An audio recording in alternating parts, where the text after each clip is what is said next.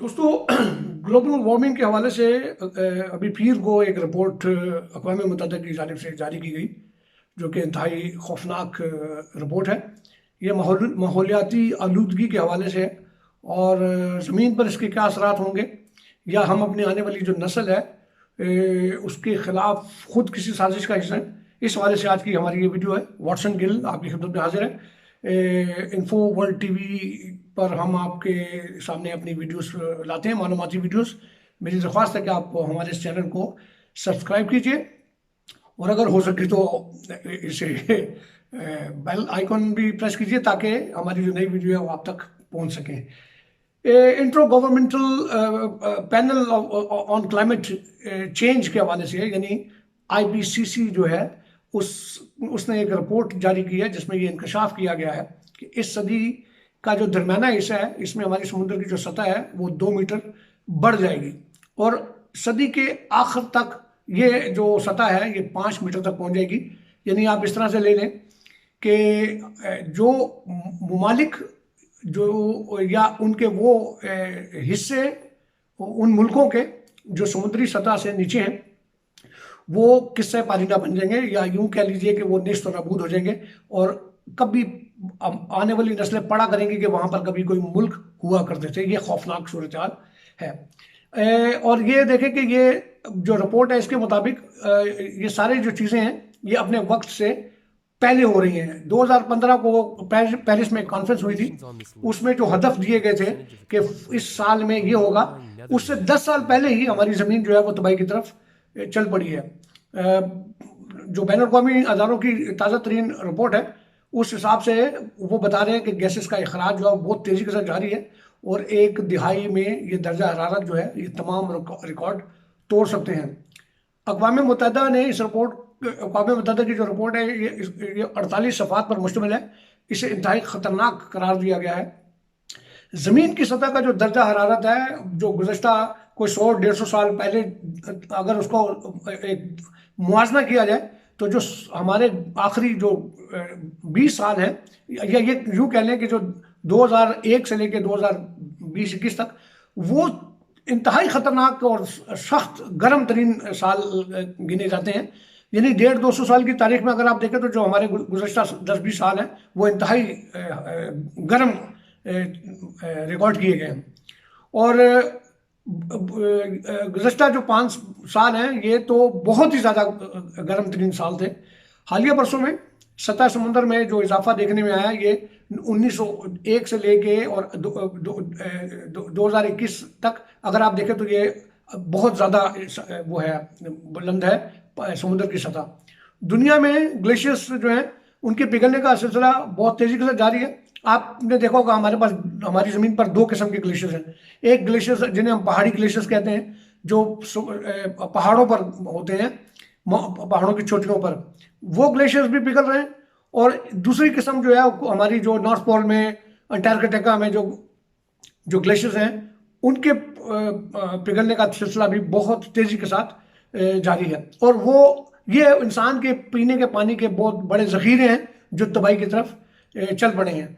ये बात तय है कि शदीद गर्मी पड़ना और जो है वो अब आम होता जाएगा और शदीद सर्दी की जो लहरें हैं उनमें कमी आएगी, या जो ममालिक हैं वो मौसम जो है वो तब्दील होना शुरू हो जाएगा। जहाँ गर्मी पड़ती थी वहाँ सर्दी पड़ेगी, जहाँ सर्दी पड़ती थी वहाँ गर्मी पड़ेगी। लाखों लोग सैलाब और मौसम की तब्दीलियों की वजह से लुक़्मा अजल हो जाएंगे, होते भी रहे और आगे 2130 तक जो वो बता रहे हैं, जो साइंसदान बता रहे हैं कि वो हालात मजीद ख़राब होंगे। आपने देखा होगा कि जो सैलाब की जो हालिया तारीख है वो भी गुज़श्ता हज़ारों सालों की तारीखों से फ़र्क है।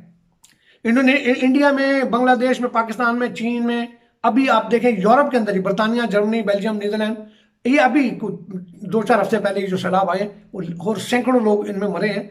ये कभी भी इस तरह से नहीं होता था। इस रिपोर्ट के मुताबिक साइंसदानों का ख्याल ये है कि तमाम मंजरनामों के जायजा जो इन्होंने लिया तो उन्होंने देखा कि 2040 तक आलमी दर्जा हरारत 1.5 डिग्री सेंटीग्रेड बढ़ जाएगा। अगले चंद सालों में गैसों के अखराज में जो अगर कमी वाक़ई नहीं हुई तो फिर ये मज़ीद हालत जो है इसकी ख़राब हो सकती है। ग्लोबल वार्मिंग के नतीजे में खुशहाली भी जो है वो बढ़ेगी।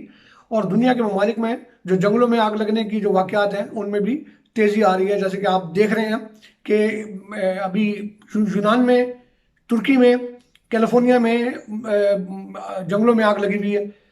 पिछले साल अमेज़न के जंगलों में आग लगी। अमेज़न, आप जानते हैं कि अमेज़न को दुनिया के फेफड़े कहा जाता है, और हमारी ज़मीन पर 20% ऑक्सीजन जो है वो अमेज़न के जंगलों से हमें मिलती है, जो कि तबाही की तरफ जा रहा है। अमेरिका, कैरिबियन कोस्ट, पैसिफिक जज़ायर जो हैं, उन पर जो समुद्री तूफान अब 5-7 सालों में जो देखने में आए हैं वो पहले कभी नहीं होते थे, और इनकी कैटेगरी जो 5 के अंदर जो तूफान आते हैं उनमें भी इजाफा हो रहा है। इसके बाद फिर आप देखें तो पहाड़ी जो लैंडस्लाइड्स हैं उनमें वाक़यात में इजाफा हो रहा है। जल्जलों को ज़रा गौर से देखें कि गुज़श्ता हज़ारों साल में 9 रेक्टर स्केल पर 9 की शिद्दत के जो जल्जले हैं वो उनमें हज़ारों साल के फ़र्क होते थे। हमने अपनी ज़िंदगी में 2 रेक्टर 9 की शिद्दत के जल्जले देखे हैं। 2004 का जल्जला आपने देखा इंडोनेशिया में, जिससे सुनामी पैदा हुई, और उसके बाद फिर आपने देखा हेटी का जो जल्जला था। ये 2 जल्जले, और इसके अलावा बहुत सारे हमने जल्जले देखे। इनमें तेजी, सुनामियाँ जो हैं वो हमने 2 बड़ी सुनामियाँ देखी जिनमें लाखों लोग मर गए। अक़वाम मुत्तहिदा की जानिब से इस वेकअप कॉल पर अगर संजीदगी से इसे ना लिया गया तो 20 सालों में दर्जा हरारत जो है वो 1.5 सेंटीग्रेड बढ़ेगा, और फिर समुद्र की सतह जैसे कि उन्होंने बताया है वो बढ़ती चली जाएगी। पेरिस में होने वाली जो कॉन्फ्रेंस थी 2015 की, उन्होंने हमें जो अहदाफ दिए थे, जो साल दिए थे, उनसे हम बहुत तेज़ी के साथ आगे की तरफ जा रहे हैं।